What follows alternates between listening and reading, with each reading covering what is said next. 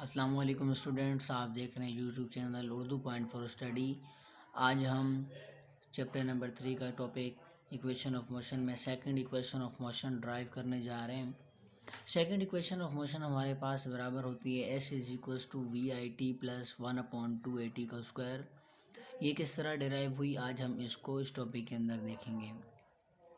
Students, ये जो हमारे पास इक्वेशन है, यहाँ पर s जो है वो डिनोट कर रहा है डिस्टेंस को, वी आई डिनोट कर रहा है इनिशियल स्पीड को, टाइम t जो है वो शो कर रहा है टाइम को, 1/2 कांस्टेंट वैल्यू है a एक्सेलरेशन को, देन टाइम भी t को शो कर रहा है। तो ये इक्वेशन बेसिकली हमारे पास डिस्टेंस को निकालने के लिए है। तो इसके अंदर हम फार्मूला भी बेसिक तौर के ऊपर जब हम इक्वेशन को डिराइव करेंगे तो बेसिक फार्मूला जहाँ से स्टार्ट करेंगे वो हम डिस्टेंस का लेंगे। डिस्टेंस का फार्मूला बेसिक हमारे पास वेलोसिटी के फार्मूले से आता है। वेलोसिटी का बेसिक फार्मूला हमारे पास होता है v is equals to displacement covered by body in unit time is called velocity. तो अगर हम यहाँ से डिस्प्लेसमेंट का बेसिक फार्मूला बनाना चाहें तो टाइम यहाँ पर t यानी डिवाइड हो रहा है, इक्वल के उस साइड जाकर ये v के साथ मल्टीप्लाई हो जाएगा। तो डिस्टेंस का जो हमारे पास बेसिक फार्मूला बनता है वो हमारे पास बराबर होता है v मल्टीप्लाई बाई टी। अगर आप लोग स्टूडेंट्स एक बात और यहाँ आप लोगों को समझनी होगी कि ये जो हमारे पास वेलोसिटी है ये हमारे पास इनिशियल फाइनल की कंडीशन में मौजूद नहीं है, इसीलिए हम यहाँ पर जो वेलोसिटी है वो हम एवरेज कंसिडर करते हैं। एवरेज हमारे पास किस तरह निकाला जाता है, यहाँ पर इस पूरे टॉपिक के अंदर हमारे पास बेसिक तौर के ऊपर दो वेलोसिटियाँ होती हैं। एक को हम इनिशियल वेलोसिटी कहते हैं, दूसरी को हम फाइनल वेलोसिटी कहते हैं। और हम एवरेज निकालने का तरीका ये होता है कि जितनी आपके पास क्वांटिटी हो उनके नंबर से जब आप डिवाइड करते हैं तो आपके पास एवरेज आ जाता है। तो यहाँ पर हमारे पास एवरेज जो होगी यानी एवरेज वेलोसिटी हम इस तरह निकालेंगे कि v i initial velocity plus final velocity हमारे पास बेसिक दो हैं। इन दो क्वांटिटी को हम इनकी तादाद यानी ये दो ही तो हम दो से डिवाइड करेंगे। अगर ये तीन होती यानी कोई और वेलोसिटी होती तो हम तीन से डिवाइड करते हैं। तो ये हमारे पास एवरेज वेलोसिटी का एक फार्मूला है। तो यहाँ इस फार्मूले के अंदर जहाँ हमारे पास एवरेज वेलोसिटी आ रही है वहाँ पर हम उसकी वैल्यू पुट कर देंगे, यानी वी एवरेज वेलोसिटी बराबर है v i plus v f upon two. ये हमारे पास कुछ यूँ कंडीशन बन जाएगी v i plus v f upon two, और एवरेज वेलोसिटी यानी अब ये पूरा मल्टीप्लाई हो रहा था टाइम के साथ, तो यहाँ पर हम टाइम के साथ मल्टीप्लाई कर देंगे। एस इज इक्वल्स टू हम पिछले टॉपिक के अंदर हमने फाइनल वेलोसिटी का एक फार्मूला डिराइव किया था कि वी एफ हमारे पास बराबर होती है v i plus a t के। तो यहाँ पर हम लिखेंगे कि from first equation of motion, first equation of motion के मुताबिक हमारे पास जो वी एफ है वो बराबर है v i plus a t के। तो यहाँ पर हमारे पास जहाँ पर वी एफ आ रहा है यानी फाइनल वेलोसिटी आ रही है, हम उसकी जगह पर उसकी ये वाली वैल्यू पुट करेंगे जो हमने इक्वेशन नंबर 1 के अंदर डिराइव की थी। तो अगले स्टेप के अंदर हमारे पास कंडीशन कुछ यूँ बन जाएगी, वी आई अपनी जगह पर सेम आ गया, बीच में प्लस का साइन भी सेम आ गया, वी एफ की जगह पर हम उसकी अब वैल्यू पुट करेंगे यानी v i plus a t, उसकी जगह पर उसकी वैल्यू आ गई। और ये पूरी इक्वेशन 2 से डिवाइड हो रही है तो हम भी 2 से डिवाइड करके, और ये पूरी मल्टीप्लाई हो रही है टाइम के साथ तो हम भी टी के साथ मल्टीप्लाई कर देंगे। वी आई अगेन आप लोग पिछले स्टेप से देखें सेम है, इस वी एफ की जगह पर हमने वी एफ की वैल्यू को पुट किया यानी वी एफ बराबर था वी आई प्लस 18। ये v i plus v f दोनों टी 2 से डिवाइड हो रहे थे तो इस स्टेप के अंदर भी 2 से डिवाइड हो रहे हैं। स्टूडेंट्स, मैथमेटिक्स के अंदर या फिज़िक्स के अंदर जब दो वेरिएबल्स यानी ये v और ये v आपस में दो वेरिएबल्स जब भी ऐड होंगे तो ऐड होने का तरीका एकार कुछ यूँ होता है कि इनके जो कोफिशिएंट्स होते हैं वो आपस में ऐड हो जाते हैं। इस वेलोसिटी के साथ यानी इस v के साथ कोई कोफिशिएंट नहीं लगा हुआ तो उसका मतलब यहाँ 1 है जो लिखते नहीं हूँ, तो ये 1 + 1 हमारे पास हो जाएंगे 2, यानी इनकी कोफिशिएंट्स आपस में ऐड हो जाएंगे, 1 इसका और 1 इसका आपस में ऐड होकर 2।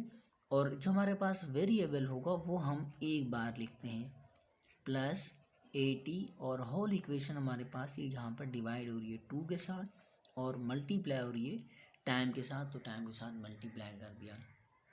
अगला स्टेप हमारे पास कुछ यूँ बनेगा 2vi divided by 2 plus 80 divided by 2 whole equations multiply by t।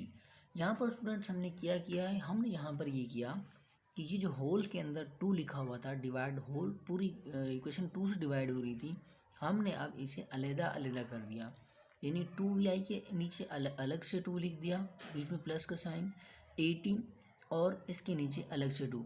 जहाँ पर इस स्टेप को हम कहते हैं कि हमने इस स्टेप के अंदर एलसीएम को ब्रेक किया है, यानी ये जो आपके पास 2 है ये एलसीएम लेने के बाद आया है, और जब आप एलसीएम ब्रेक करते हैं तो आप दोनों इक्वेशन यानी दोनों टर्म्स के नीचे आप अलग अलग से 2 लिख सकते हैं। अगर आप यहाँ से दोबारा एलसीएम लेंगे तो ये वाली कंडीशन दोबारा बन जाएगी, यानी ये एलसीएम फॉर्म होगी और ये एलसीएम से पहले वाली।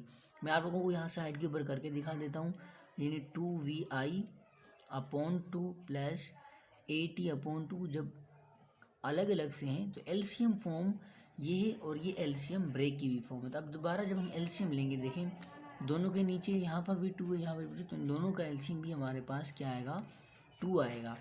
यहाँ पर जब एलसीएम 2 आया है, यानी 2 को हमने किस 1 से मल्टीप्लाई किया, 2 आया, तो ऊपर जो इसके मौजूद है यानी डिनोमिनेटर में जो वैल्यू मौजूद है उसे भी 1 से मल्टीप्लाई करना पड़ेगा।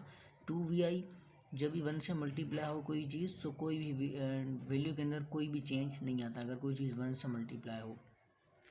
यहाँ पहले भी 2 था, एलसीएम के बाद भी हमारे पास 2 आया, यानी 2 1 2 हुआ है, तो जो ऊपर डिनोमिनेटर में हमारे पास वैल्यू मौजूद है उसे भी हम 1 से मल्टीप्लाई करेंगे। 80 1 से मल्टीप्लाई होने पर कोई भी चेंज नहीं आता, तो ये एज इट इज़ आ जाएगा। तो ये देखें स्टूडेंट्स, ये वाली कंडीशन और ये वाली कंडीशन हमारे पास बिल्कुल सेम आ गई है, यानी ये एलसीएम लेने के बाद वाली है, और जब अगर हम एलसीएम ब्रेक करना चाहें तो हम इस कंडीशन के अंदर भी लिख सकते हैं, जो कि हमने यही स्टेप यहाँ पर किया है। यहाँ पर करने के बाद अगला स्टेप क्या होगा हमारे पास, यहाँ पर डिनोमिनेटर में भी 2 मौजूद है और नोमिनेटर में भी हमारे पास 2 मौजूद है, तो दोनों 2 आपस में कैंसिल आउट हो जाएंगे। s = हमारे पास बराबर हो जाएगा vi, अगर अपॉन के नीचे यहाँ कुछ नहीं 1 बचा है तो अपॉन में नीचे अगर 1 आ जाए वो हम नहीं लिखते। अगली स्टेप के अंदर 80 डिवाइडेड बाय 2 और अगेन होल इक्वेशन हमारे पास मल्टीप्लाई हो रही है टाइम के साथ। अगले स्टेप देखें, मैथमेटिक्स का रूल है कि अगर ब्रैकेट के अंदर आपके पास 2 टर्म्स मौजूद हों, यानी यहाँ पर हमारे पास 2 टर्म्स हैं, एक vi तो दूसरी हमारे पास प्लस 80/2, ये हमारे पास 2 टर्म्स मौजूद हैं।